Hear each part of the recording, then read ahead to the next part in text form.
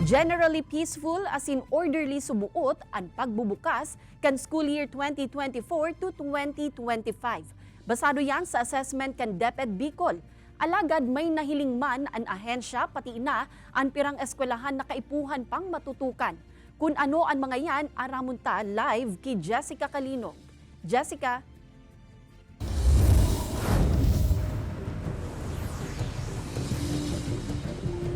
Kate, sigon sa DepEd Bicol, saro sa mga nahihiling ninda na for improvement pa, iyo ang delayed enrollment. Ani ba kaya nagpapa-enroll kuno rin nagpuuna ang klase? Mantang sa ibang eskwelahan man, huma kan pagbaha. Asin kakulangan sa pirang school facilities, ang kaipuhan o nahihiling na kaipuhan pang tutukan. Apwera sa traffic tuyong ralaugan asin ruluwasan. Nanotaran man sa Bagumbayan Central School sa Legazpi City, an kulang na mga tukawan sa mga classroom sa pagpuon kan kralasihan. Saro kaya ini sa mga naging biliting school kan Prisaa 2024, asin durante kan aktibidad, may mga naraot daang tukawan. So hopefully, we will solve the problem because ang DepEd National Office delivered already the 720 tables and chairs for our pupils and teachers. So baka next week, ma-assemble na yon, so solve na ang problema. May umanda ang hiribian sa first 2 days kan school year, kaya ayos ang pagpupuon kan klase, kanapat na makuapo ni Nanay Marex Lee.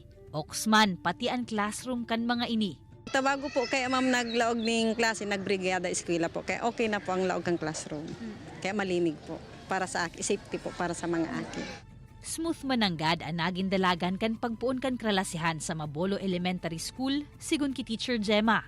Alagad medyo nagdikit daan enrollees. Ang Mabolo Elementary School is low-lying area. Madali po ding magbaha. Siguro po ang mas magayon igdi kung matugdok po ning another building up to second floor po. Kasi po ang mga likod po kanidikit na ura nagbabaha.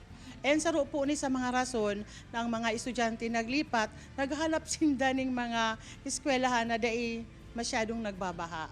May request naman sinda sa Naga City Engineers Office dapit sa problema sa natitipong tubig sa lugar. Alagad nagahalat padaakan program of works nganing maaksjonana.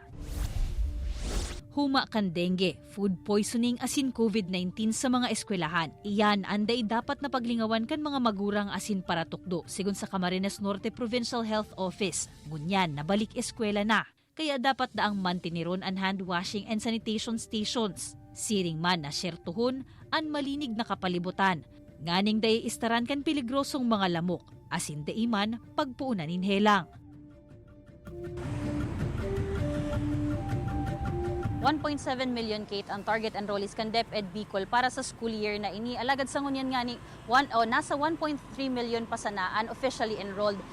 Pigahalat pa man itong record kan mga private schools na sa ngunyan padagos pa ang enrollment as hindi pa nagpupuon ang kralasihan.